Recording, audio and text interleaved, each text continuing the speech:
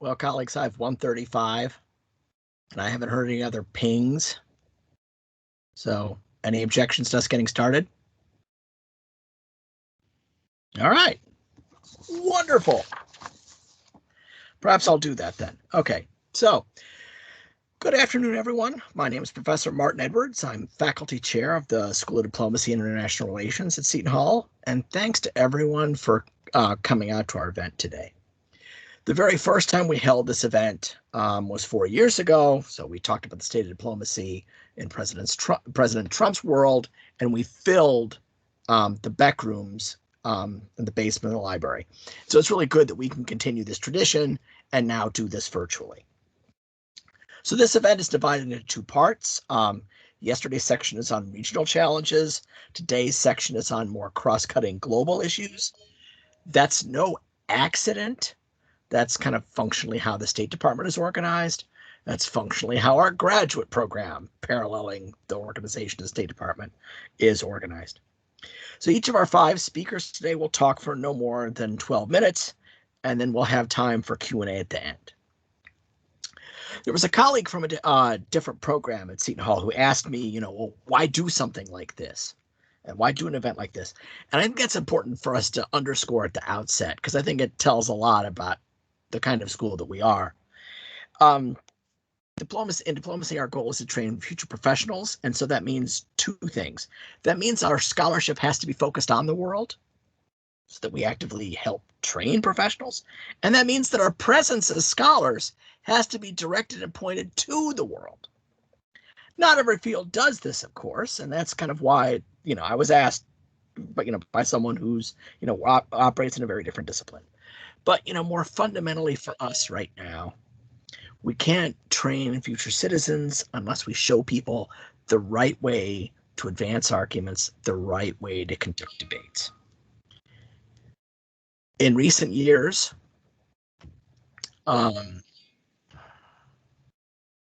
we've fallen very short in this area, and the quality of our public discourse has most certainly deteriorated.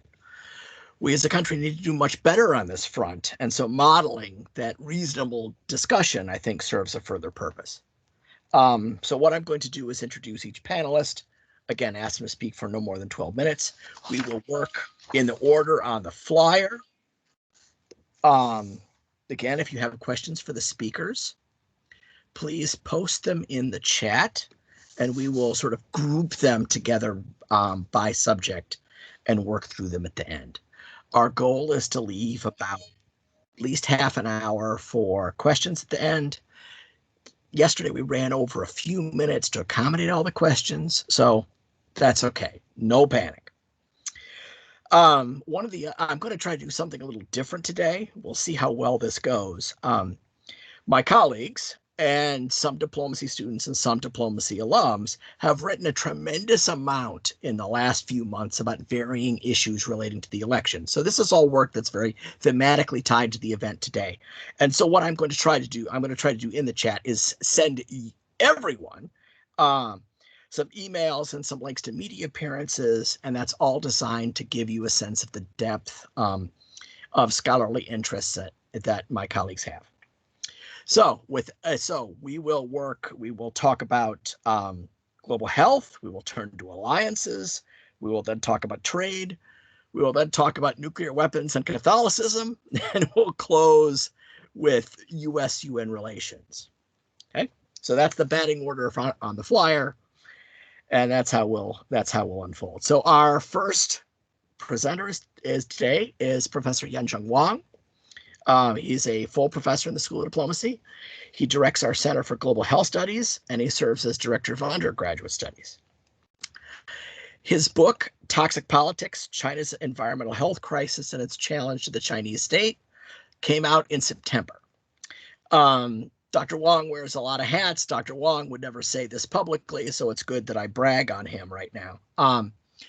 He has been working tirelessly with media outlets in the U.S. and abroad, and measuring the impact of that can be challenging. But we asked our university public relations and marketing department to sort of come up with a cash equivalent for that work, and they returned an estimate of $2.5 million. So what that means is Zhang's work doing all of these media interviews brought $2.5 million worth of recognition to Seton Hall. So we're grateful for that. We're grateful for him speaking today. Dr. Huang, the floor is yours. Thank you.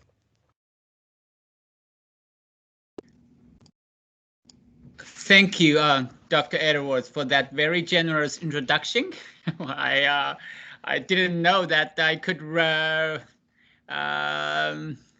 in, well, that is not exactly some money for the school and university, money-wise.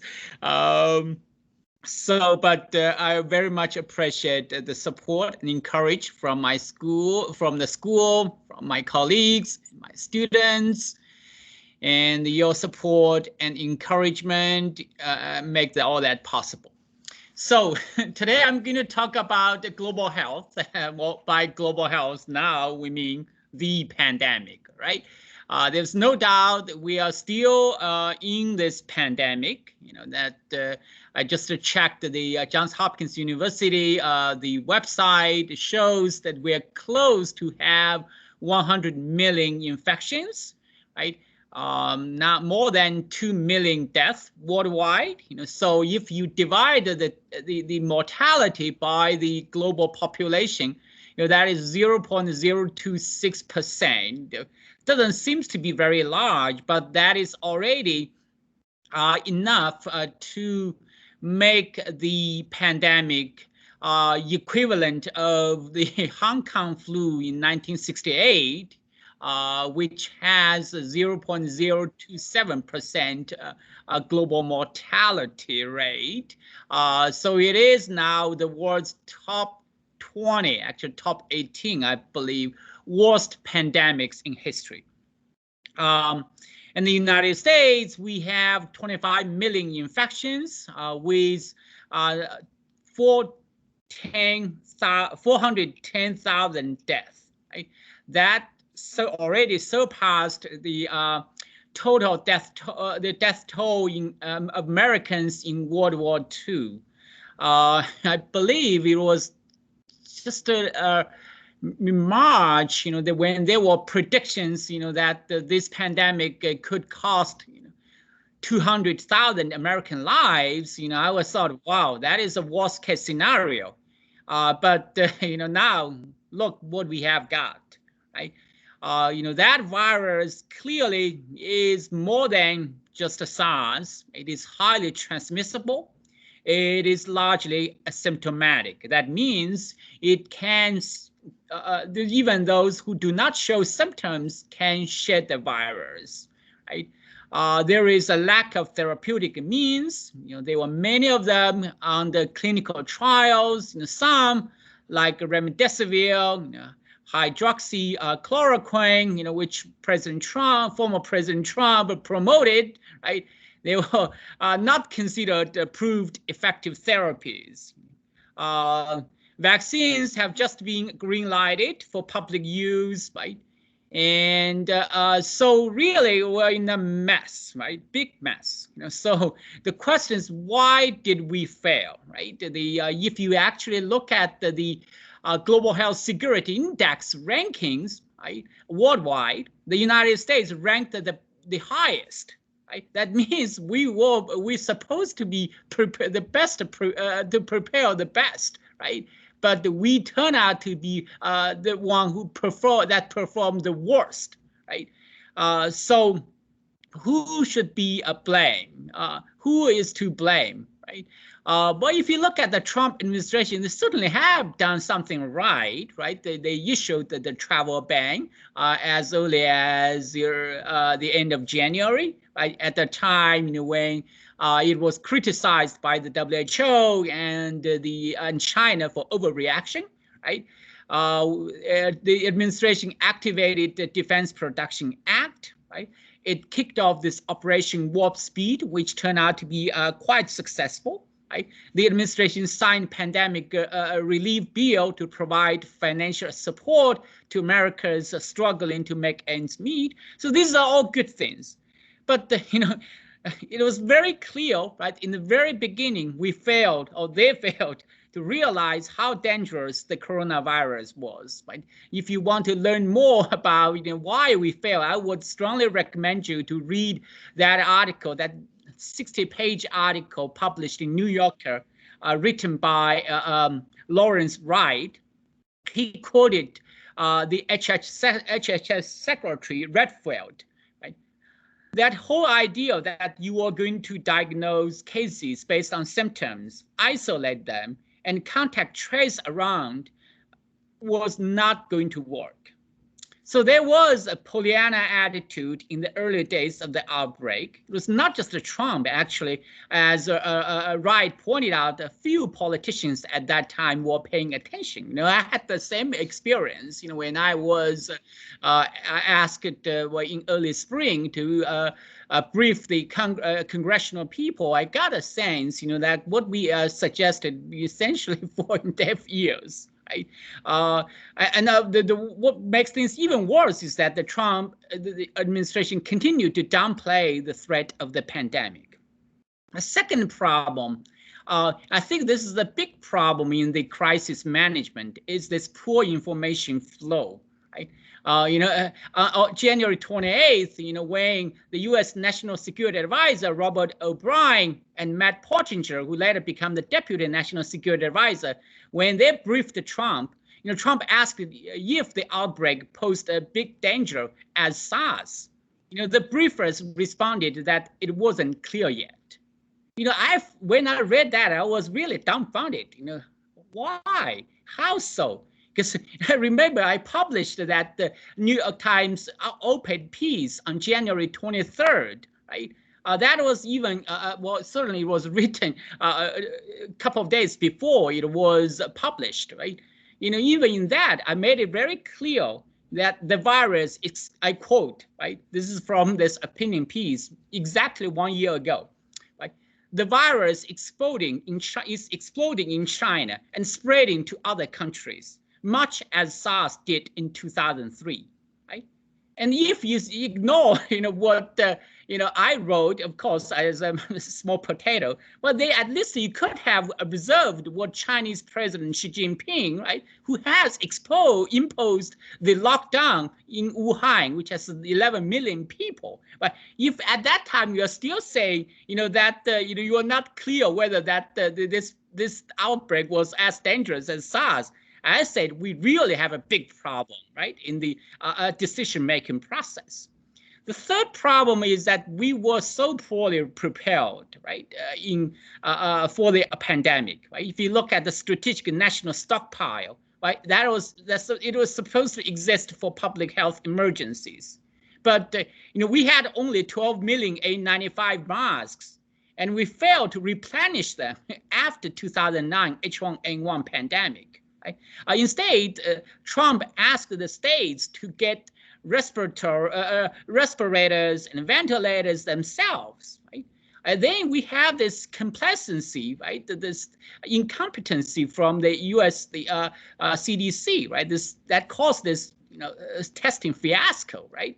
The CDC developed a 40 testing kit, but they did not change the protocol to allow labs to create their own tests. Right? But without testing, you cannot do any effective contact tracing, even with this travel ban. Right? So essentially, 3 weeks, 21 days had been squandered.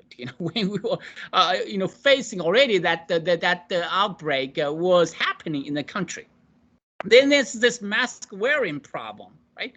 Public health experts, right, in this country themselves were not sure in the beginning of the outbreak whether masks were effective. I knew that because when I was presenting at a panel on February 28th in Harvard, a leading public health expert of Harvard, said something when he was asked whether, he suggested wearing masks. So basically his answer was the same as the CDC said, right? You don't need to wear a face mask if you are not sick. But even after the effectiveness of mask wearing have been proved, right, the Trump continued to refuse wearing masks, therefore set a very bad example, right, for his country people. And then we have this vaccination fiasco, right? Even after we successfully develop a vaccine, and the administration set a target of vaccinating 25 million people by mid-January this month, right? And still, we failed, right, to meet that target, right? And then we blame other countries, right? China and other international organizations such as WHO for our mishandling of the outbreak, right? That not only hindered effective international cooperation, but also really damaged our relationship with many other countries, certainly including China, right? So that caused this problem. We were unable to obtain timely and accurate information from China, right? The pandemic ground zero, right?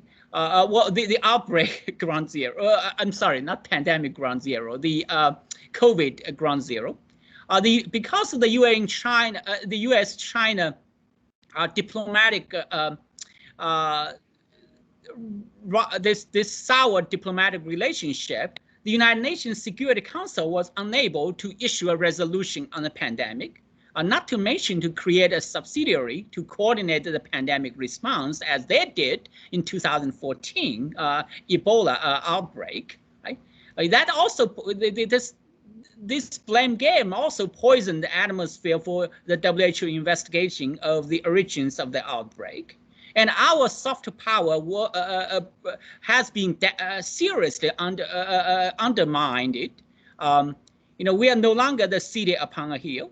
We are no longer the beacon of democracy. And the people in other countries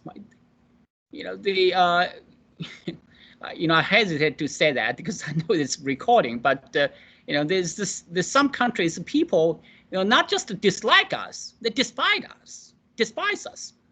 So now we have a new administration that is taking a more proactive approach toward pandemic control, right? The mask wearing, right? President Biden launched this 100 days mask challenge.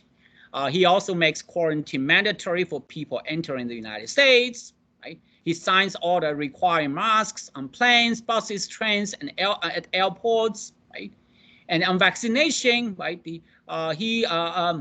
COVID plan pledges 100 million vaccine shots in 100 days. I think that is all great, right? And the vaccination campaign, I think, is a litmus test of the resilience of the American democracy, right? And Fred Zakaria, I saw him tweeted yesterday, said if the Biden administration can succeed spectacularly at vaccination, that will say loud and clear to everyone, America is back. Right? And he also has been becoming more enthusiastic toward international cooperation. Right? He's talked about holding a summit between democracies to discuss pandemic response. Right? Just a couple of days ago, the Secretary of State designate announced the U.S. will join COVAX pillar, right? The mechanism, right, supported by WHO, CEPI, and Gavi for global equitable access to the vaccines. Right? The members of his team also expressed interest, a willingness to work with China in pandemic control. And so these are all good things, but I think it's still too early to say whether this is all going to be successful or not. So with that, I will stop there. Martin. Thank you, Dr. Huang. That was great to get us started. Okay, so we want to turn from COVID, so this is acronyms day. We're going to turn from COVID to NATO. And so we want to talk about alliances with Dr. Sarah Muller, who's an assistant professor in diplomacy. She has recently received a research grant from the Stanton Foundation and from the Association of Professional Schools of International Affairs. The Stanton grant helped her develop a class on nuclear weapons that was launched this fall to rave reviews, I must say. She's also held a fellowship at the NATO Defense College and she published a paper on NATO enlargement earlier this fall. Dr. Muller, the floor is yours.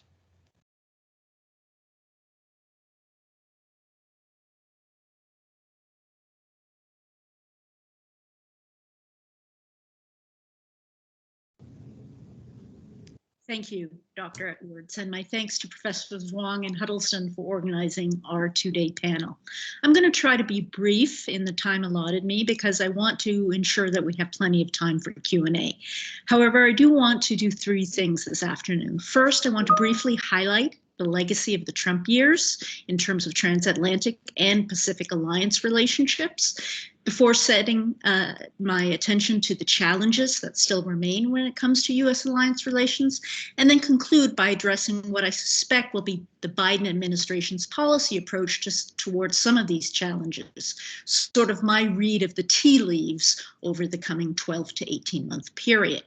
So under Trump, we had a lot of transactional diplomacy, as Dr. Huddleston talked about yesterday with respect to Western Sahara, but I think nowhere was that clearer, the Trump administration's transactional approach to diplomacy, nowhere was it more apparent than when it came to alliance relations, and in particular relations with our NATO allies. The former president, of course, often accused our allies of being behind on their defense contributions, as if they were members of his Gulf clubs behind on their membership dues and in arrears. But that's simply not how alliances work. However, Trump and his supporters point to increased defense spending by NATO members as evidence that their talk tough approach worked. But the data clearly shows that European defense spending started to increase prior to Trump's arrival on the scene, indeed after the 2014 Russian annexation of Crimea. Second, burden sharing is nothing new. And I want to be clear here that I do think Europe has been free riding on the US defense spending, but the Trump administration's approach of insulting and demeaning our allies was less than helpful, to put it in diplomatic terms. And we see that in recent polling that has come out just this month, polling that takes into account the arrival of Biden and the inauguration of Biden, which shows that Europeans have shed a lot of the confidence and respect they had for this country. Picking up on what we just heard. Turning to our Pacific alliances, we saw the Trump administration also hectoring our allies there, like the ROC, the Republic of Korea, or South Korea and Japan, in terms of the cost-sharing basing arrangements. Seoul and Washington were famously at odds over how much South Korea should pay to maintain U.S. troops in the Korean Peninsula. The previous agreement, the Special Measures Agreement, expired in 2019. Now, having said all of that, I do think it's worth noting that things could have gone a lot worse. As my students know, my motto is, look on the bright side, things could always be worse. And since 2016, we did hear a lot of warnings that Trump would dismantle NATO and withdraw America from the 72-year-old transatlantic alliance. There appears to have been at least one semi-serious attempt by the former president, but the Secretary of State and others stopped him from doing so, thankfully, I might add. But outside of the rhetoric on burden sharing issues, we actually saw a lot of continuity in the behind the scenes day-to-day operations, particularly in the transatlantic alliance. The Trump administration increased the number of rotational forces in Poland, and the Trump administration also significantly increased the funding for the EDI, the European Defense Initiative, which supports US forces in Europe. And yes, at the former president's insistence, we did see this past June in the summer of 2020, a Pentagon directive calling for the withdrawal of 10,000 troops from Germany, but Congress quickly inserted a provision in the December 2020 NDAA, the National Defense Authorization Act, delaying that for 120 days, pushing it into Biden's term, and we know that the Biden Pentagon team is now reviewing those plans, and I would suspect likely to undo them. Even so, it's hard to overstate the damage done to the transatlantic relationship over the past 4 years. Now, turning to the remaining or ongoing challenges that face the Biden administration, the first is burden sharing. That issue isn't going to go away. The rhetoric will change, but expect the Biden administration to continue the message, albeit privately behind the scenes, that Europe needs to spend more on its own defense. Now, this will be difficult for the Europeans given the economic crisis that has resulted from the pandemic. And so, ironically, we may see that more of our allies in Europe meet that 2% threshold, 2% of their GDP on defense spending that President Trump spoke so much of, but in real terms, they will be contributing less because their economies, of course, have shrunk. The second remaining or ongoing challenge is, of course, China. As was mentioned yesterday, China will be a main challenge for the Biden administration. And this is true as well when it comes to alliance relationships, where China will be at the center of the new administration's policies towards its allies, not just in the Pacific, but also in Europe. What's more, our allies know that. And they are weary of, as Dr. Murphy pointed out yesterday, being forced or even asked to choose between the United States and China. Just last month, the European Union signed a major investment deal with Beijing, the Comprehensive Agreement on Investment, having to do with market access. Already, we're seeing members of the European Parliament voicing concerns about that agreement over China's human rights and labor abuses, which weren't dealt with in the CAI, but this may be an opportunity for the Biden team to strike an early success, because the legislative process in the EU is such that it means the CAE, the Comprehensive Agreement on Investment with China, will not take effect for many months. Additionally, Europe remains divided over how to deal with the Russian threat. Biden, we know, is planning for a much tougher stance on Russia than his predecessor did. And we know that the US will try to steer Europe towards a consensus on the nature of the Russian threat, but I don't suspect they will have a lot of success in that respect. Happy to say why during the Q&A. But lastly, I think it's worth remembering that a lot has happened domestically in the last 4 years in our allies' countries as well. It's not like the rest of the world just went on pause during these last 4 years, whether it's Brexit in the UK or the upcoming elections in Germany later this year for the chancellorship. Angela Merkel, after almost 16 years, will be stepping down from the scene. We also have French elections coming up early in 2020. We could see elections in Italy later this year. The Italian prime minister narrowly survived a vote of no confidence earlier this week.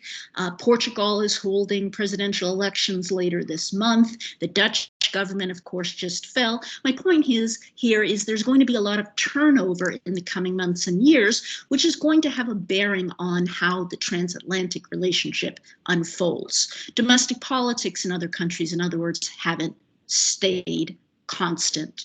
So, concluding, what we should expect in the next 12 to 18 month time frame, I think, is first a Biden administration that is aware of these challenges, and so will go slow and methodically.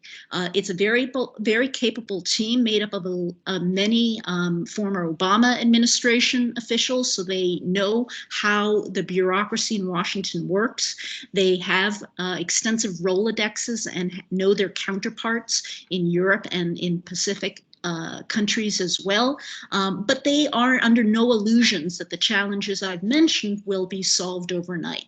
So I would expect that we see more of the reassurance initiatives that we already saw during the campaign from the now president. Build Back Better, also internationally, not just domestically. Rebuild and repair our alliances was a common theme of the campaign, and we're already seeing the new administration do that. Just yesterday, the new National Security Advisor, Jake Sullivan, called his counterparts in the UK, Japan, France, and Germany. These reassurance efforts have already begun. Later today, at I believe 3:45, the newly installed Secretary of Defense, Lloyd Austin, will be calling the Secretary General of NATO, Jens Stoltenberg. We can expect Biden to travel to Europe in April for the first NATO Heads of State Summit. But we know that agenda is already set because NATO is going to be focusing on the launch of its new strategic review concept, which will be the first major new strategy for NATO since 2010. Also, I expect the Biden administration will tackle some low-hanging fruit early on, whether this is curtailing or halting the troop withdrawal from Germany that the Pentagon announced last June, or a conclusion of a new SMA, Special Measures Agreement, with the ROC, the Republic of Korea, South Korea, regarding cost sharing of our basing arrangements there. These are some of the actions I think we can expect from the Trump administration in the next 12 to 18 months. The Biden team is also going to be working much more closely with the EU, not just than the previous Trump administration did, which derided the European Union as little better than China, but I think this administration is going to work even more closely with the European Union than other administrations did as well. Bottom line, though, is this diplomacy is going to be happening behind the scenes, quietly, traditionally, not as we saw in the past 4 years, via tweets. So the style is going to change, but many of the challenges that characterized U.S. alliance relationships during the Trump term, particularly burden sharing issues and how to deal with Russia and China, actually predated the Trump years and therefore will continue to outlast him as well, I think. Thank you. Thanks, Dr. Mueller. And I note that you were under time, so well done. All right. So we're going to move from alliances to trade, and we're going to bring in Dr. Nabila Alam, who's also an assistant professor in the School of Diplomacy. She's one of our 2 economists. She teaches sustainable development and international political economy this semester. And it occurred to me that there are many, many things about pandemic life that I very much miss, right? And one of them is seeing the long queue of really happy students waiting to talk to Professor Alam. So the sooner we get back to that, the happier we're all going to be. Professor, floor is yours. Thank you, Dr. Edwards, and thank you also to Dr. Huang and Dr. Huddleston for arranging this panel. It's been fascinating hearing my colleagues and fellow panelists as well on the various arms of foreign policy over here. And finally, I want to also thank everyone for coming. I hope this has been this is being a useful session for all of you. Sorry, my voice is a little broken, so. I'm also going to try to keep this short and try to give you a lay of the land of what, what in terms of trade relations the Biden administration has inherited from the Trump administration and where they are going to go in terms of their immediate actions. I would want to say at the beginning, though, that given the COVID pandemic, and the economic fallout from that, trade is unlikely to be a huge priority over here. You're probably all thinking about the US-China trade war and what's going to happen with that. And I don't think that's going to, action is going to be taken on that very soon. Okay, so let's see. In terms of what has happened in terms of trade in the previous administration. Trump began by withdrawing from the Trans-Pacific Partnership, which was really a renegotiated NAFTA because it included Canada and Mexico, as well as other countries in Latin America and the Asia Pacific. But after that, it has the Trump administration had come up with a new USMCA, which is still, which has been written out, but it's still not law as yet. And if you're comparing the new USMCA to NAFTA, it isn't substantially very different. There are some differences in how environmental and labor disputes are handled, but that's about it. The TPP actually was more ambitious in terms of how these issues would be handled. Along with that, we have the Trump administration actually hamstringing the WTO. And it has done so by not confirming judges to the appellate body in the WTO. So the appellate body is part of the dispute settlement mechanism in the World Trade Organization, the WTO, where when member country brings a dispute against another member country, it's adjudicated first in a first set of hearings, and then after the hearing is complete, there's a decision made. Either party which loses can then go to the appellate body to appeal. And this is actually where a lot of the meat happens.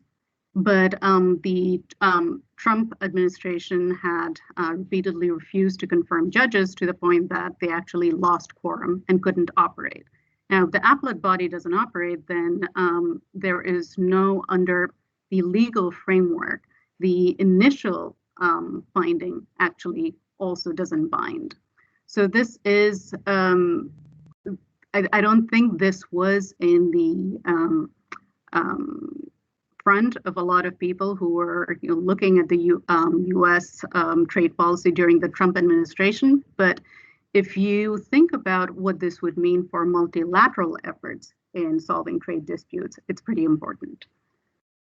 And then just before heading out, Trump administration actually also refused to, they vetoed the appointment of the new Director General of the WTO.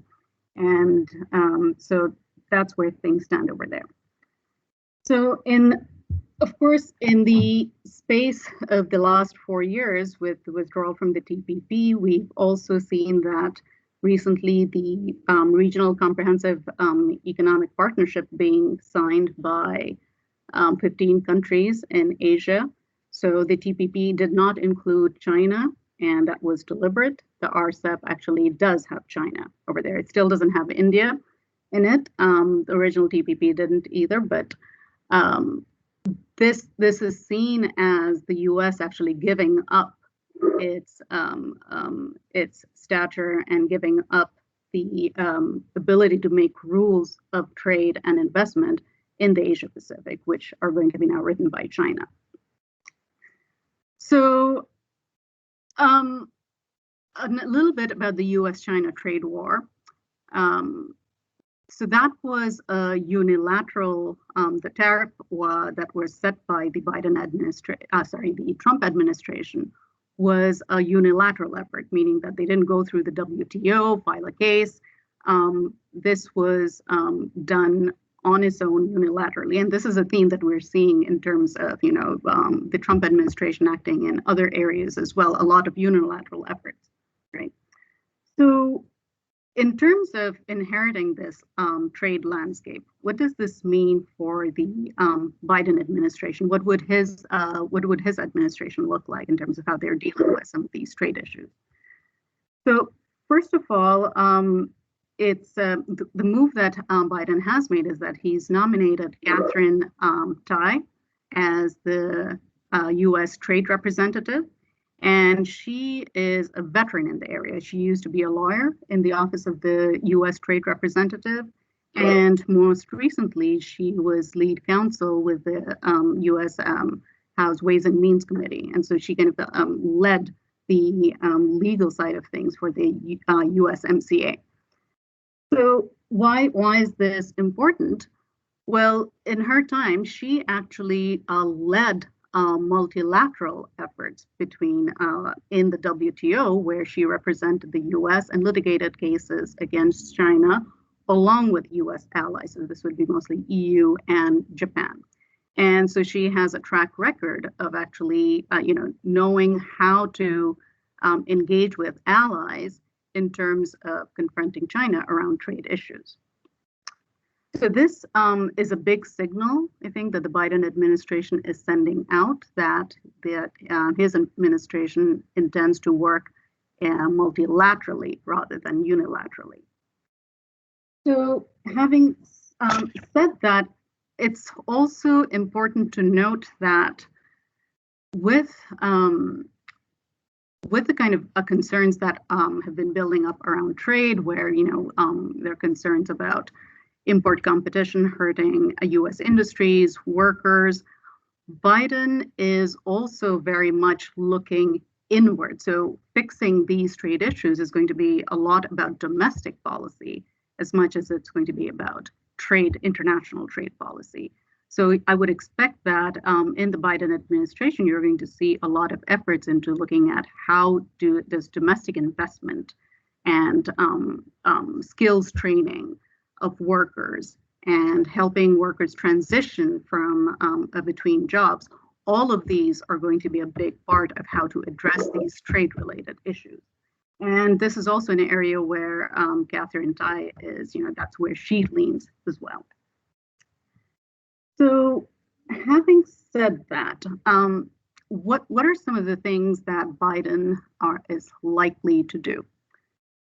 I don't see that he is going to undo the tariffs very soon.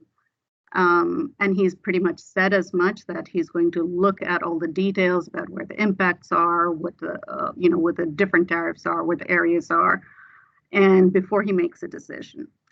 And this is because he doesn't want to give away any leverage that he has right now. So depending on what the foreign policy goals are, where Biden would want to what are the policy spaces that Biden is going to want to look at with China. He's going to try to figure out what are the policies that he can use as a give and take in addressing China. And then also, as Dr. Mueller had said, that the EU has just signed the CAI with China. And I think the Biden administration was a little miffed that they had gone ahead and actually put that out. But there is still time, as she said. So I think some of the areas where Biden will want to work with the EU in confronting China would be areas such as forced labor use, as reports are coming out of the Xinjiang region about human rights abuses and so on and so forth. So I think the Biden administration is going to try to use both working with allies as well as trying to see how to kind of undo the tariffs slowly rather than quickly on this. Let's see. So the U.S.-China trade war is actually also, it's important not just for U.S.-China relations over here. So the tariffs that were started were mostly as steel and aluminum tariffs. And it's important to note that the Trump administration isn't the first administration that has put tariffs on these products. The Bush administration did so, the Obama administration did so as well. This is because the steel tariffs, steel is an industry located usually in the Rust Belt, so a lot of Indiana, Ohio, Pennsylvania. You see that these are important areas in terms of elections as well, and so they always get a lot of priority and protection. The difference is, of course, in the previous administrations, Obama and Bush administrations, they worked through the WTO, and this was a unilateral effort. And it's also actually kind of sent the wrong signal to allies over here as well, because before the tariffs were put on, the Biden administration and previous US administrations were in talks with EU and Japan to try to address the steel subsidies that China was giving to its industry, which created overcapacity. And so they tried to push out that overcapacity as exports, which in turn then hurt the steel industry in the US, in the EU, etc. So where the allies actually got stuck was then, they agreed that, they needed to tackle the steel subsidies in China, but then they differed in how they were going to go about it. So EU and Japan wanted to go through the WTO, Trump wanted to go alone, and that's what he ended up doing, putting on the unilateral tariffs.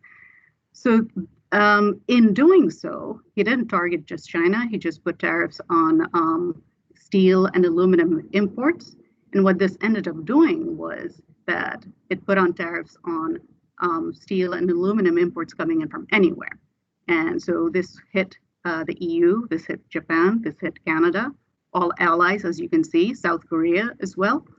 And it didn't hit China as much because a lot of the imports, steel imports coming in from China, were already covered under previous tariffs. And to make matters worse, the US law that the Trump administration invoked to actually put these tariffs had called on national security. So you can imagine that it was not, it was less than ideal when US allies were hearing that imports from allies were actually raising national security concerns in the US. All of this is just to explain that, the trade matters over here aren't just trade matters. They actually extend to multilateral efforts in other areas of cooperation as well.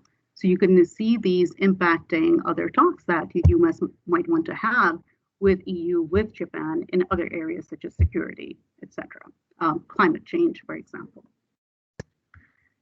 Other concerns that the tariffs raise are that they have, because they've been hit with retaliatory tariffs from both China, but also from US allies as well.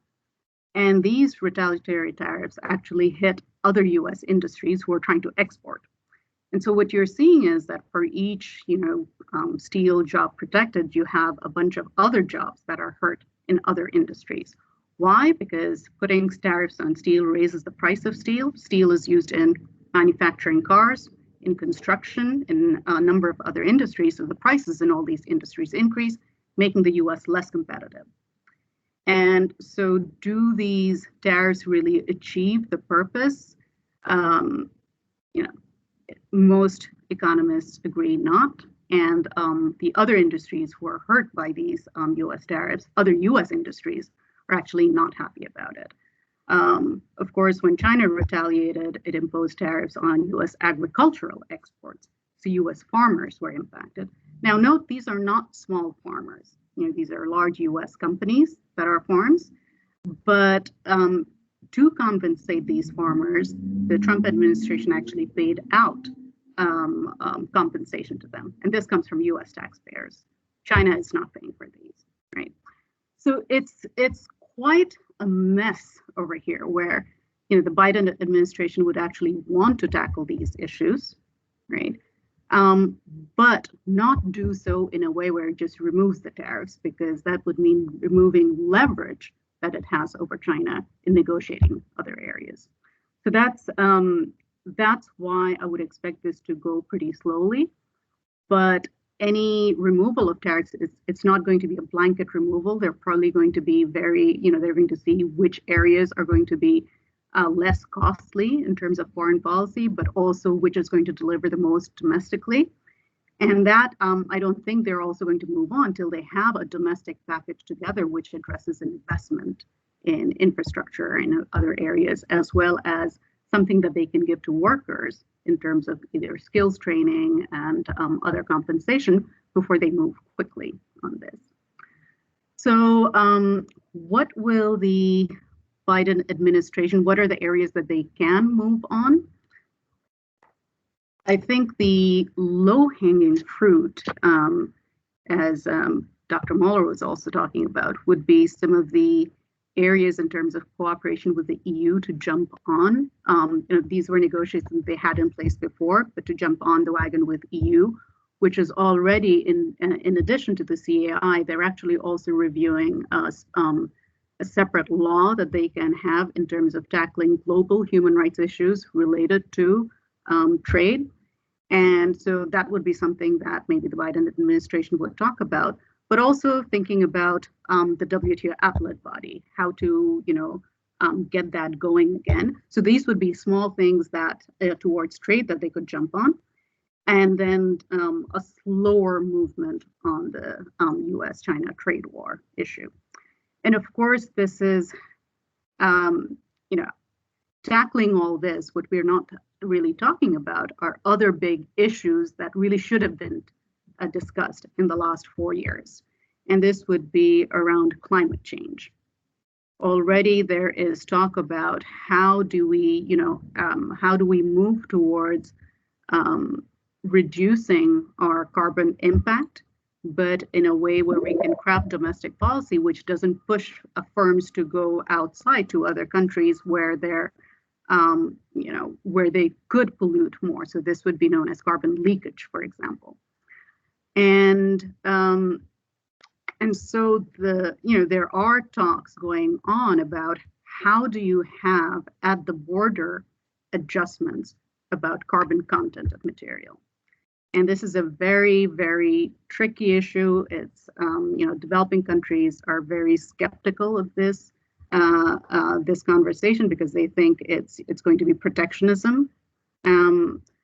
So there is a lot of work to be done on this. I'm not sure that the Biden administration is going to make a lot of headway over here, but that's where a lot of the conversation was starting off before the Trump administration actually assumed power. So these are some of the things to look out for, and I'd be happy to take questions later in the Q&A. Thank you. Thank you so very much. All right, so we're gonna continue to move on, and I posted some media commentary that was written by current students as well as some alums, just to give you a feel for the sorts of issues that colleagues are wrestling with. And it's, obviously, as you continue to have questions, please post them in the chat. So our next speaker is Father Brian Muzas, who's an assistant professor and directs our Center for UN and Global Governance Studies. He is currently on sabbatical at the Council on Foreign Relations, holding a fellowship from the Stanton Foundation on how the religious cultural heritage of presidents shapes their attitudes toward nuclear weapons. Father Brian, go ahead. Thank you, Dr. Edwards, and thank you, Drs. Huang and Huddleston, for organizing today's session. What I'm going to talk about is President Biden and Catholicism, and President Biden and nuclear weapons as two separate things.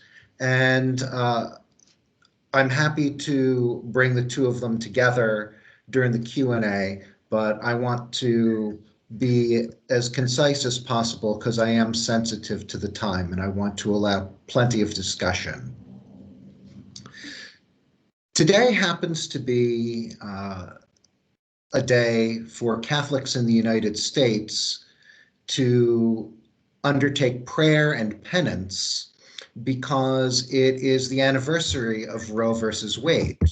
And this is interesting because President Biden was the first Catholic vice president, and he's now the second Catholic president that we've had in the United States. And yet his religious background has undergone much less scrutiny than, for example, his predecessor, JFK, John F. Kennedy, underwent. And so one might wonder, will Biden's Catholic background influence Biden's foreign policy? And my answer is yes, although perhaps in a counterintuitive way. The reason that I think it's counterintuitive is that Biden's piety and his policy positions don't always seem to be in line, in the sense that, yes, the president carries a rosary in his pocket, attends Mass regularly, but also he supports same-sex marriage and abortion on demand, which are contrary to the Catholic teachings on marriage and life. And so one might wonder whether Biden's Catholicism has any effect on his decision-making or his framework for engaging with important questions in the public sphere. And here's where I think it's necessary to make a distinction between the Catholic doctrinal tradition and the Catholic intellectual tradition. In his inaugural address, Biden mentioned faith and reason. And the Catholic approach to intellectual questions is something that tries to bring these two elements together. And so if we make the distinction between the Catholic doctrinal tradition and the Catholic intellectual tradition, we'd want to say, okay, what elements distinguish the Catholic intellectual tradition? How do I know it when I see it? And what happened historically is when Christianity started spreading from the Holy Land out into the larger Greco-Roman world, Christians realized that they needed to be able to interact with others who were not like themselves, who thought differently, who believed differently. And so the Catholic intellectual tradition began at that point to develop based on, as I see it, 4 principles. One of these is openness to people who are unlike yourself. A second is to think seriously about the culture in which one lives. A third point is to use new ideas to understand and communicate in new times and new places. And a fourth is to listen to those outside the church to hear what God might be saying through them. And if you think about these principles that President Biden is very familiar with, you begin to understand how this framework can shape how Biden thinks, but not necessarily what President Biden thinks. And this ties into international relations because very many theoretical frameworks in international relations parallel Catholic approaches to international relations. But just because they're parallels doesn't mean that they're the same. We might be able to find similarities between selective engagement and just war, for example, or isolationism and pacifism, for example. But for the most part, the international relations theories with which we're all familiar focus or have as a starting point self-interest, whereas the Catholic approaches uniformly start with the point of view of, well, what's also good for the other? And so you find a common good as a global virtue in the Catholic intellectual tradition. And in fact, sovereignty is considered responsibility for the common good in the Catholic intellectual tradition. And so what I would expect is that President Biden will pursue international policies which do not handicap the United States, but which also benefit other countries.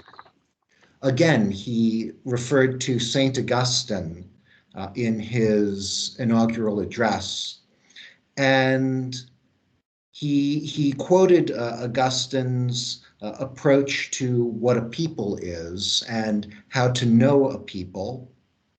And Augustine talks about a people being united by a common agreement on the objects of their love, that is to say, the objects of their desires. Now, Augustine would say that there are really only 2 possible loves, love of self and love of God.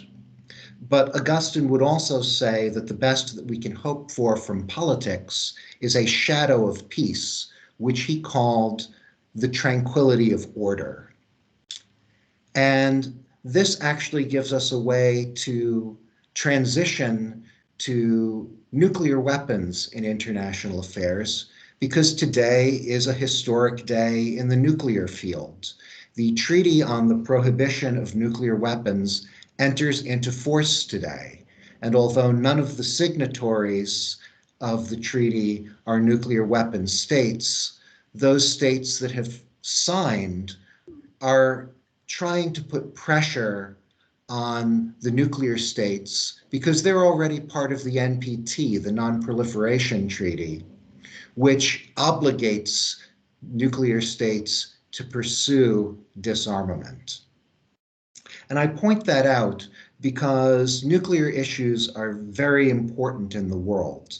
The Council on Foreign Relations, in fact, where I'm doing my fellowship, every year has a preventive priorities survey, which is meant to assess the likelihood and impact of potential conflicts. And this year, there is one and only one potential conflict which is considered high likelihood and high impact.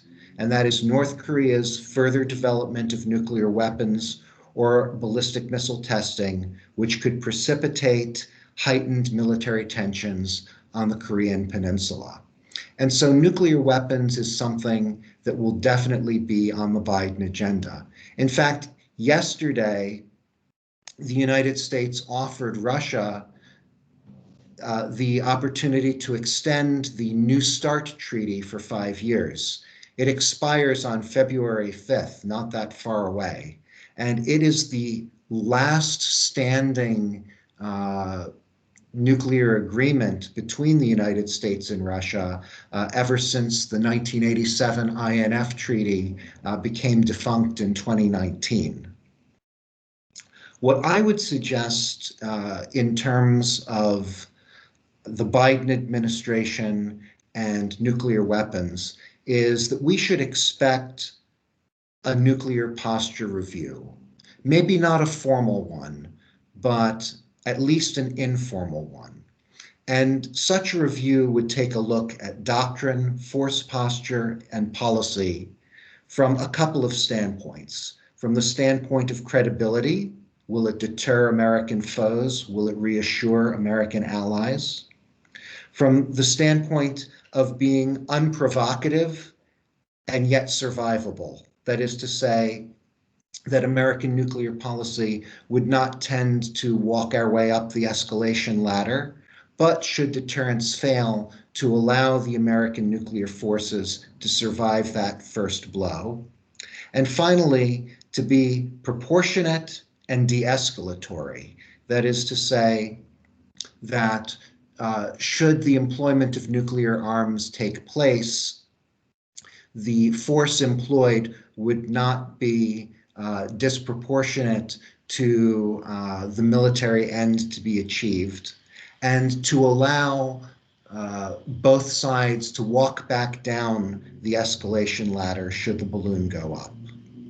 And so I would expect 3 things to happen during such a review. I would expect the focus to be on how can we analyze, how can we guide, and how can we equip. And in this sense, the analysis would have to do with what are the nuclear threats, principally Russia, China, and North Korea, but also Iran, Pakistan, and India. In terms of guidance, I would think about guidance for employment of weapons and damage reduction, but also command, control, and communications. And finally, in terms of equipment, I would think of offensive and defensive and regulatory moves. Offensive in the sense of what weapons might we pursue, what weapons might we retire, and what ones might we discontinue the pursuit of. In terms of defense, what does the American ballistic missile defense shield look like, and what does defense against nuclear terror look like? And finally, regulation is arms control and disarmament, which, as we can see, the Biden administration has already taken its first step towards. And Russia today said, we are interested in extending New START, but we want to see the details before we agree to anything. So let me just stop there in order to allow questions and answers to take place. Dr. Edwards, the floor is back to you. All right, thank you so very much. I appreciate it. So what's great, obviously, as we continue to have questions, please post in the chat. What I think is pretty amazing about the questions is we have questions from current students, we have current student questions from alums, and we have questions from prospective students. So this is indicative of all the outreach we're doing, doing to try to generate some interest in this event. So our last speaker, our closer tonight, is our acting dean, Associate Professor Courtney Smith. He is one of our founding faculty, and we are very glad to have him piloting the ship at this transitional moment at the university. He published a recent paper on working methods in the UN Security Council that came out last year. I gotta tell you, as someone who works with this fellow on a daily basis, every single week is a master class from him to me on how to lead with integrity. So to close us out, Dr. Smith, floor is yours. Thank you, Dr. Edwards, and let's hope I don't pitch a walk-off home run and just ruin the whole panel, because this has been really great. So I, over the last few days, have been spending a lot of time attending sessions for the American Association of Colleges and Universities. And one of the themes running through this conference is the important role that universities can play in enhancing our democracy through civic engagement and education. And I see this panel as a perfect example of that. I'm very grateful for the colleagues who organized this and who've shared their expertise, and to all of you in the audience for your thoughtful questions and really making this a dialogue. It's a great example of civic education. So my role is to talk about the US-UN relationship. I want to make a couple just general comments about Biden and his team, and then I want to slide into some specific examples of areas of potential re-engagement.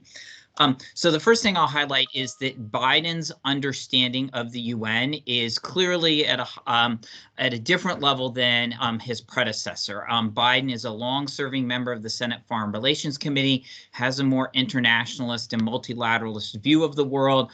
A number of my colleagues have highlighted the expression, "the U.S. is back." But what it specifically, Biden has a deep knowledge of the UN. And just one example would be just over 20 years ago, he was one of two senators who took the lead in arranging an agreement that was a path forward for the United States to pay over just under $1 billion of arrears to the UN. So he's been working on UN-related issues for decades. It's also noted in the news quite frequently for some reason that he and his wife were married at the Jill Biden were married in 1977 at the UN chapel right across the street from the UN. I think the Helms-Biden work is probably a greater indication of his knowledge of the UN, but maybe both are relevant. In any case, this engagement with the UN and knowledge of the UN isn't unique to Biden. It's unique to the team he's brought on board. Both of the U.S. ambassadors to the UN under Obama have returned in more senior roles. Susan Rice is in charge of domestic policy at the White House, and Samantha Power has been nominated to be the head of USAID with cabinet rank. So there's a lot of experience there. In addition, the person that Biden has tapped to be the U.S. rep to the UN, Linda Thomas Greenfield, is a very different person than the ambassadors that Trump sent.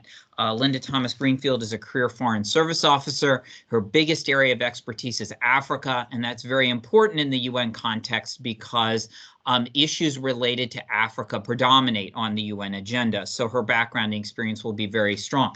That's very different than Nikki Haley, who came as South Carolina governor, but without diplomatic experience, and Kelly Knight Craft, who came as a political donor who'd served for a few years as ambassador to Canada. And then one final point on Linda Thomas Greenfield is that she will have a cabinet rank as U.S. ambassador. That's sometimes true, not always, but it makes a big difference in the amount of influence that that individual can have and the voice that they can speak with at the UN, because you're talking about a reporting relationship now that will go directly to the president rather than through several senior layers within the State Department. So that's very important. One thing to note is that Biden's foreign policy plans during the campaign and immediately after the election didn't really say much explicitly about the UN. But based on these backgrounds, it appears that he and his team will be eager to re-engage. But that's going to be an uphill battle for two big reasons. One is the tremendous reputational damage that the United States has experienced at the UN over the last 4 years. And the other reason is that, as some others have talked about and related to their topics, China is the one that's actually stepped in and filled the void at the UN. China is the second largest contributor to the UN budget now. It is increasingly placing its its nationals in senior positions within the UN Secretariat, and its support for all different kinds of UN programming, including peacekeeping, has grown dramatically. The expression that you see in the press is that China's playing chess at the UN while the US is playing checkers. So Biden has work to do. The good news is that there's a lot of areas where Biden could seek to re-engage the UN. They vary how difficult they are. Some Biden can do relatively in a very straightforward fashion. Others require funding or congressional approval or some sort of international approval, so more political will be required. I've picked several to highlight, but please don't consider this an exhaustive list. First, let's begin with two that have already actually started, that Biden's already started. The first of these is Paris Climate Agreement. Biden promised to rejoin on day one. He did rejoin on day one. And this is something that technically he can do by himself. He can just indicate to the UN that the US is going to go along with the Paris Agreement. We wait 30 days, and that is in fact the case. The catch is that right now, members to the Paris Agreement, parties to the Paris Agreement, are getting ready to renegotiate some targets for 2030. And so that will be a challenging process that the US is going to have to engage in right out the gate. Another example that's already been highlighted that Biden has already done is to re-engage with the World Health Organization. Again, this is something Biden can do because Trump only announced the withdrawal decision last July. So that's a one-year process. So all Biden has to do is convey that the US wants to reverse that process. And technically we're back in. The little bit more complicated thing is paying our dues to the World Health Organization. The good news is that the budget agreement that was passed in late December mandates $118 million for WHO, and that's a good start. But to put that in context, we typically fund about $350 to $400 million to WHO each year. So some more work will be required there. Moving on from things that have already started, let's get to something a lot more complex, and that's the Iran nuclear deal, which was negotiated through the Security Council. The good news is that Biden's in favor of rejoining, and he has been throughout the campaign. But the Trump administration and Secretary Pompeo in particular knew that was the case, and they've left a lot of things that the press has referred to as booby traps. These are usually sanctions that were put in place on Iran, that trying to make it more painful for Iran and the U.S. to re-engage in the agreement, both to come back into compliance. One thing that's helpful is that there really isn't any Security Council approval. Even though it was passed through the Security Council, Biden doesn't need approval from the Security Council to re-engage. The U.S. just basically needs to come back into compliance. That would mean removing these sanctions. But the catch is that Iran would also have to come back into a compliance. And the IAEA and Iran itself has acknowledged that it is exceeding the enrichment limits that were in the JCPOA. One thing that will be helpful in this regard, but we'll have to see if it actually comes to pass, is that in a recent televised cabinet meeting, the president of Iran has said that the ball is in the U.S. court, and that if the U.S. Returns to the agreement, Iran will also fully respect its commitments under the deal. We'll see if that actually comes to pass. Other areas of potential re-engagement include the UN Human Rights Council.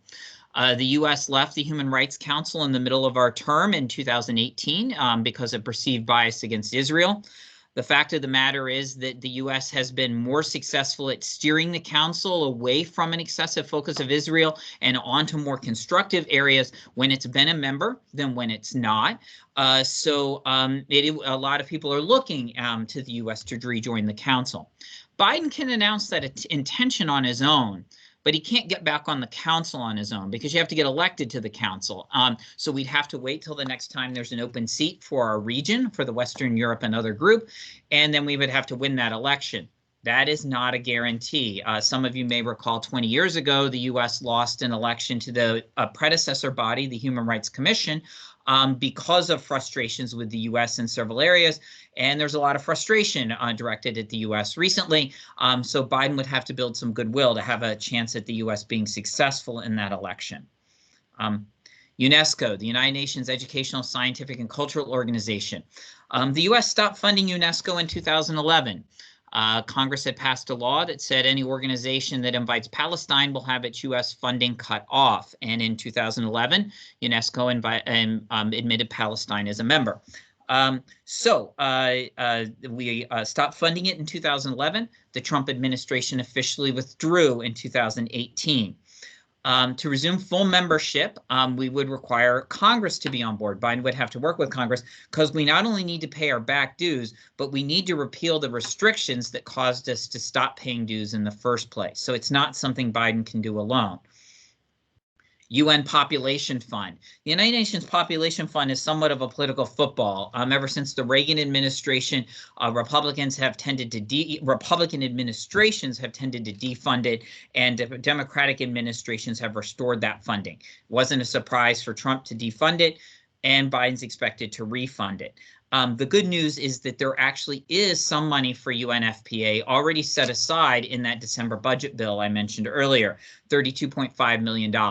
This isn't as much as we sometimes have contributed, but it's a good start, and it's already in the bill, so Biden can at least act on in regards to that much. The same is not true for the United Nations Relief and Works Agency for Palestinian Refugees, UNRWA. It was defunded in 2018 by the Trump administration over Palestinian policies of right of return to refugees in the occupied territories.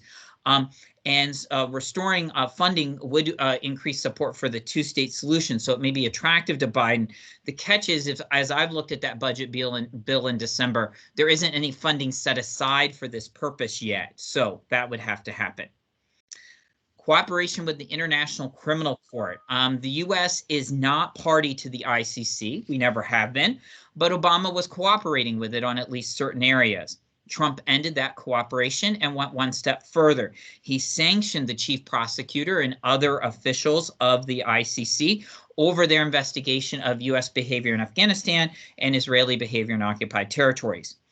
The good news is that these sanctions were implemented by executive actions, so Biden can reverse them as executive actions should he choose to do so. He could also decide on his own to cooperate with the ICC. He cannot choose to join it. That would require Congress.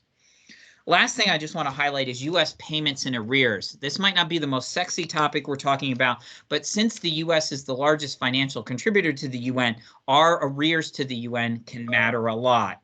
Obama made it a priority early in his administration to pay our back arrears, and Biden could do the same thing. The good news is that December budget bill fully funds the U.S. assessed contribution for the regular budget this year. What it doesn't do is fully assess peacekeeping. Since the mid-90s, Congress has capped the U.S. contribution to UN peacekeeping at 25%. Our actual assessed contribution is usually in the neighborhood of 27%. Congress has at times waived that cap, as it did several times under the Obama presidency, but Trump never asked it to waive that cap, and so Congress never did. We currently owe $922 million, and it's been growing by about $190 million a year. So Biden could seek to reverse that, but he'd have to work with Congress to do it because they'd have to waive that cap or just get rid of it altogether. In conclusion, there's a lot of areas of potential re-engagement here with different paths of difficulty. The one thing is that there are signs from a number of members in the UN itself that there's a lot of goodwill toward Biden and they'd be receptive to his overtures. The one example I want to highlight is in regards to the Secretary General. So right after Biden named Linda Thomas Greenfield as U.S. Ambassador to the UN, the Secretary General's spokesperson, Stefan Dujarric, was asked if the Secretary General was doing cartwheels in his office, and that's a quote. The spokesperson's response was, quote, "I have never known, nor can I ever imagine the Secretary General doing cartwheels in his office or anywhere else. What I can tell you is that the Secretary General has always worked very closely with every U.S. permanent representative that has been sent by Washington, and he will do so in the future." Now, I've studied the UN for years. I've heard of dancing in the aisles by permanent representatives. I've heard of heads of state banging shoes against desks. I've never heard of cartwheels. I was really hoping to see some cartwheels. Fortunately, that's going to have to wait, but at least we can count on seeing some serious efforts for re-engagement, for the U.S. to re-engage the UN under the Biden administration. So thank you all. I look forward to the conversation that follows. All right. Thank you, Dean Smith. So I would like us to work through the Q&A. We'll go in order. So Dr. Huang, there were a couple of questions for you in the chat. One was, can you give the World Health Organization a grade? Second, can the Biden administration learn anything from China in terms of how it handled the pandemic? And then third, this is a self-interested question perhaps, why are US vaccines running out? Take those in any order you like. Okay, thank you. I'll try to get it all answered in 5 minutes. So the first question about the grading WHO and its DG, I would give it B minus or maybe C plus.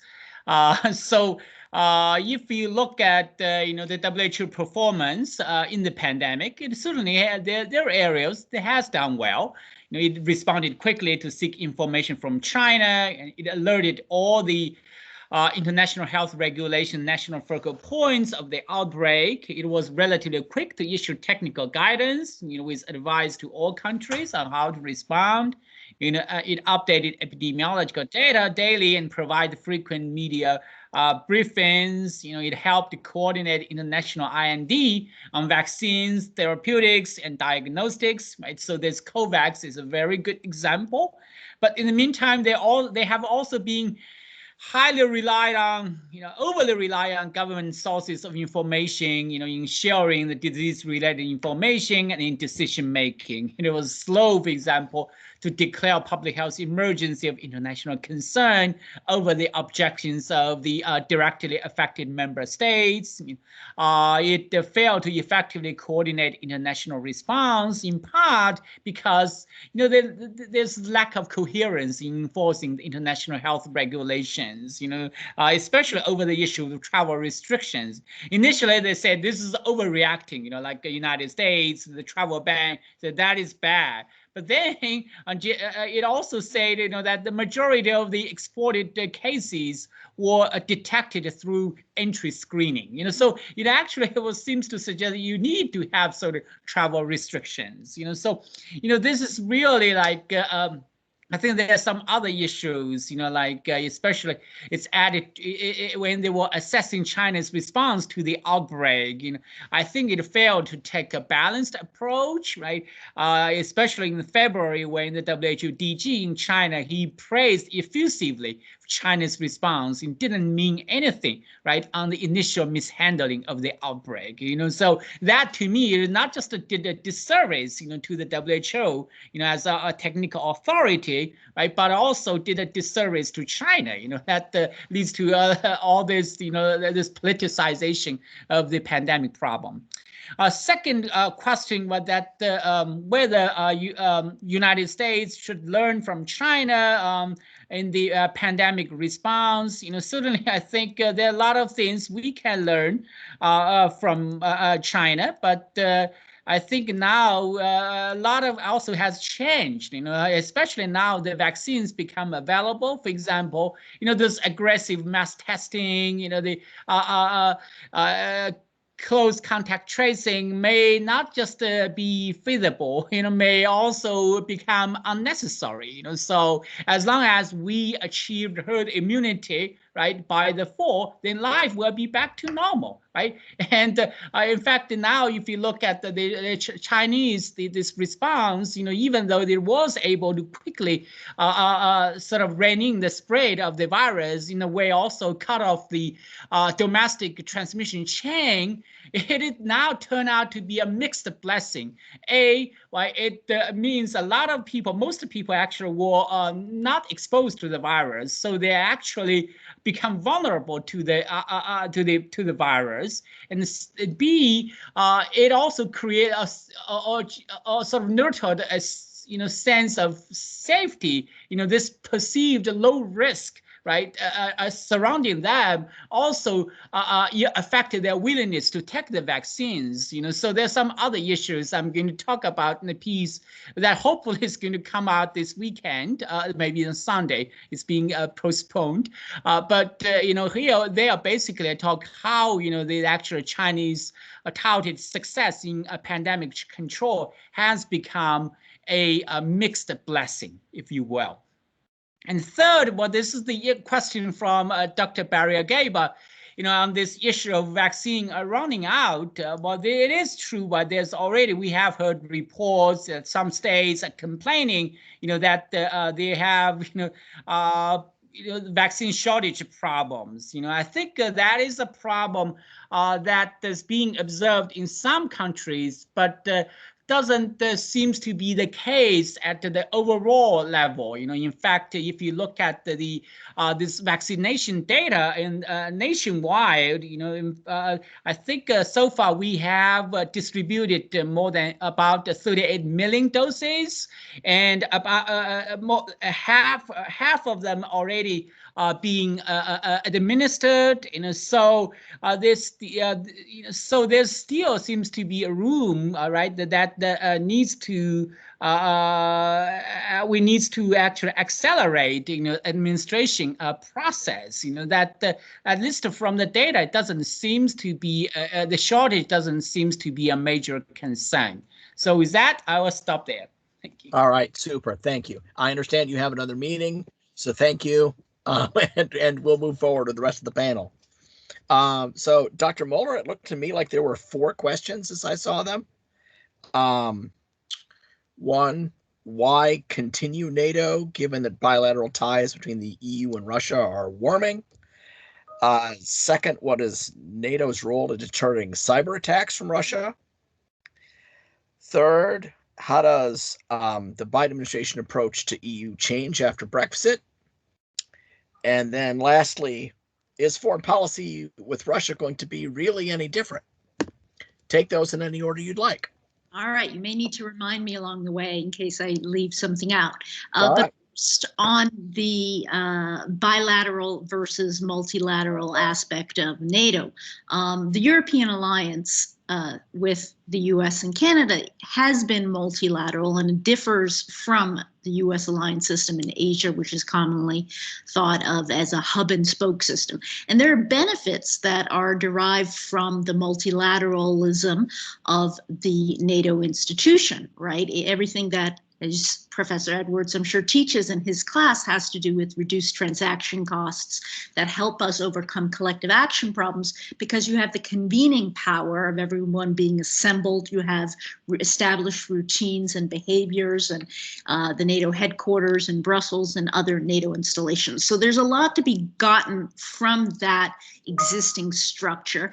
And it's worth remembering, to bring it into the next question, that the Washington Treaty, which is the NATO founding treaty from April of 1949, doesn't mention the Soviet Union, the precursor to today's Russia Federation, at all. It's, we know NATO was formed primarily against the Soviet threat, but it wasn't named, and there was always an understanding that NATO would evolve and change, and we're seeing that. And so I think that while Europe is of 2 minds on the Russian threat, the Biden administration is certainly not, and it will be working with NATO and the EU on its Russia policy. And I also personally am in favor of NATO becoming more involved in addressing the challenges stemming from China's rise. So those are reasons to keep NATO around, I would say. In terms of cyber, yes, we've already seen the Biden administration spend a lot of its early power and nominations, announcing a lot of new people for new cyber roles, creating some new cyber positions. We have some more coming in. I expect that they will move swiftly, though we may not hear about it for some months. A lot of the cyber policy tends to take a place behind the scenes for obvious reasons to address the solar winds incident, and this will need to be addressed in consultation with our allies, as indeed most issues will be. In terms of the EU and going forward, trade and China will be the two big issues.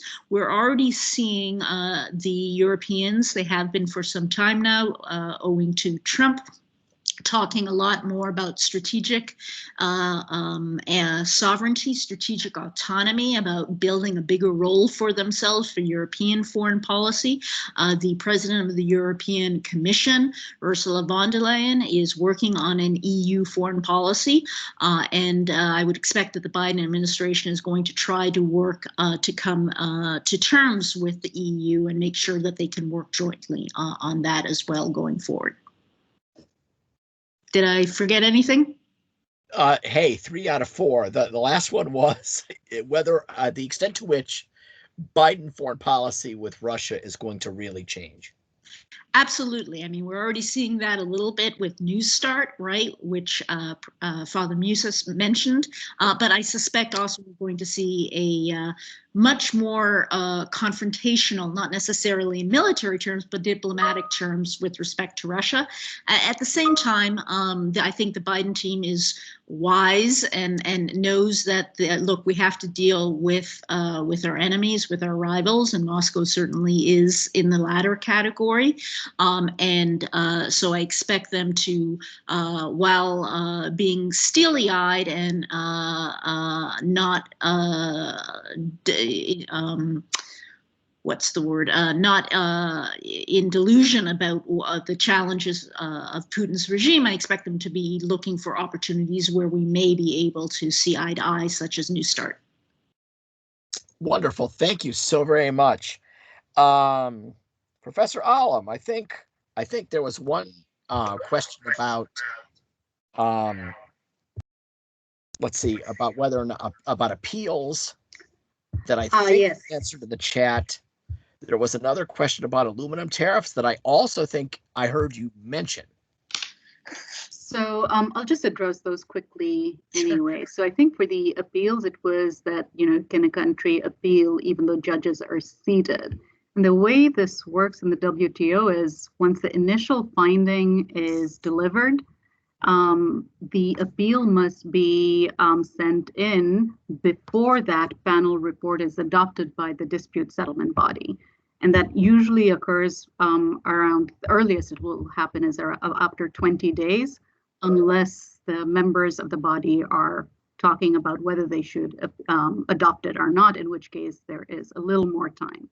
But in most cases, it's done before 20 days. And there's already, 7 members who are part of the appellate body. And from those 7 members, 3 judges are chosen who have no conflict of interest. And of course, the issue is that we were down at 3 members right before, sometime in November. And then the last, for the third person, the reappointment was not confirmed. And so we were down to 2, so there's no appellate body, functioning appellate body. The other question was aluminum tariff exclusions.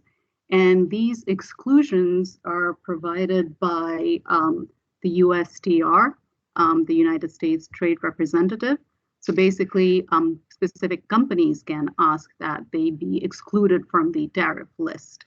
And the US has done this for companies in allied countries. And I think it would make sense for Biden to continue those, not to ruffle any more feathers. All right, wonderful. Thank you so very much. Father Brian, there were 2 questions that came up in the chat, both on North Korea, and I think you might have answered them both, but I'm wondering if you'd like to sort of expand or... So there were 2 related questions on North Korea, and I answered them in the chat all at once as best I could. The basic point that I was making with regard to the U.S.-North Korean relationship is that I think the Biden administration needs to rethink the relationship. President Trump was certainly innovative in his approach, but ultimately perhaps ineffective or worse to the extent that his personal diplomacy gave legitimacy to a dictator. And so President Biden certainly ought to continue a dialogue with North Korea, but I do not believe that President Biden should meet personally in North Korea without prior significant North Korean concessions beforehand. There was also a question that was raised about nuclear treaties with China and whether the United States was constrained because we were entering into bilateral treaties with Russia. And my reply was essentially, I do think that there will be nuclear negotiations between the United States and China, but I'm not necessarily concerned by the fact that there are bilateral negotiations with Russia. Let's not forget that the Trump administration did try to extend New START before the administration came to an end, but they lost time because they tried to involve China and get them to be a part of New START. And as a result, they couldn't get the work done in time. And so my point is that multilateral agreements are a useful tool, but sometimes a bilateral agreement is also a useful tool and sometimes the better tool. All right, appreciate it. Thank you so very much. There's one question in the chat about Africa. Dr. Huddleston's not with us. And when sort of the role of Africa came up yesterday, and I say this paraphrasing Dr. Huddleston, not in any way an Africa expert, one of the things that came out was that there is already so much on the Biden agenda that, sort of raises the question, where does Africa fit? That's sort of the challenge for us, which is not to just, take away from the necessity of having to address it, but it was just a question of sort of, how important is it relative to all of the other things that we have to address? Turning last to Dean Smith, there were two questions in the chat. There was one on ICC, which you addressed in your remarks. But let's see, there was, what is the U.S. gain from UN membership? And then, should authoritarian governments be on the Human Rights Council? So thank you. Just if I could just add, I did talk about the ICC specifically, but Sarah's question was an interesting one. I think the key thing to think about is patterns of behavior. And there's many different UN bodies, agencies, programs, and funds. The ICC is one of many multilateral institutions. There's many different issues that are on the UN's agenda. So the US is not going to be getting its way in all those bodies at the same time ever. And so what you're really looking at is patterns of behavior. And over time, the patterns of behavior of the Trump administration were to disengage, not always, but largely to disengage almost across the board. And so I'm not saying that Biden could re-engage on all of these issues. The ones I mentioned were just 8 or 10 examples, but the list is much longer than that. And the hope is that in re-engaging in a lot of them, perhaps prioritizing the way Dr. Edwards was just describing and thinking about what needs to happen first, then you'll get re-engagement enough that'll send a signal that the U.S. is back and really willing to work with partners when it's in our interest to do so. That's a kind of a segue then into Joshua's question about the UN Council on Human Rights and whether it's worth it to be in it or not, when there are certainly states in there that you could, it's completely ridiculous that certain countries be in it. The U.S. felt that from the beginning of the creation of the council. back in the mid 2000s. That's one of the reasons why the council was created to replace the commission, is that the commission, it was too easy for human rights violators to get on it. And so that's why the elections are handled differently in the General Assembly now.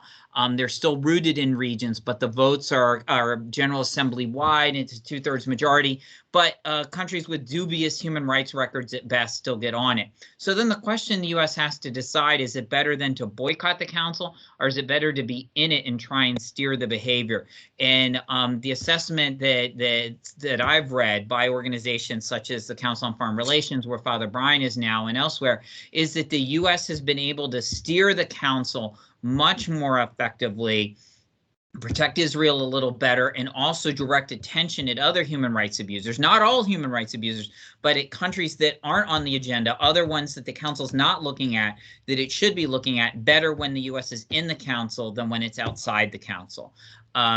So that would be my answer there. And then finally, for Michelle, your question on what does the U.S. get out of being in the UN? It really depends on what kind of answer you're looking for. The best place to look is at the website of two of our partner organizations, the UN Foundation and the United Nations Association of the USA, because those two organizations will break it down in different ways for you. Sometimes it's a very utilitarian calculation of this is what the U.S. gets out of the UN in terms of a dollar value for hosting the U.S. in New York and City, our procurement from U.S. companies to help fund UN activities around the world. Some of the analyses are more cost benefit, like how much more efficient UN peacekeeping is than a US lone military deployment. Others will focus on specific issues and say, hey, the UN's feeding this many people around the world or vaccinating this many people. So it depends on what kind of yardstick or relationship you want to look at in terms of the value of the UN. So, but if you peruse those two websites, they'll give you the breakdown in a couple of different ways, depending on what your goal or your interest is at that moment. So. All right, wonderful. Okay, so this brings us to a close. So thanks to the panelists, thanks to Dr. Huddleston and Huang for organizing, thanks to Dean Halpin for working behind the scenes, thanks to TLTC's staff for making everything go smoothly today. Thank you to Caroline Hall, who built a tremendous flyer, which none of us certainly could have done. So thank you all for your interest, for your enthusiasm over the past 2 days. It's been tremendously exciting. It's going to be a very interesting couple of years, and we're going to be watching these events very closely. So thank you all very much. Have a great evening. Be well. Thank you, Dr. Edwards. Well.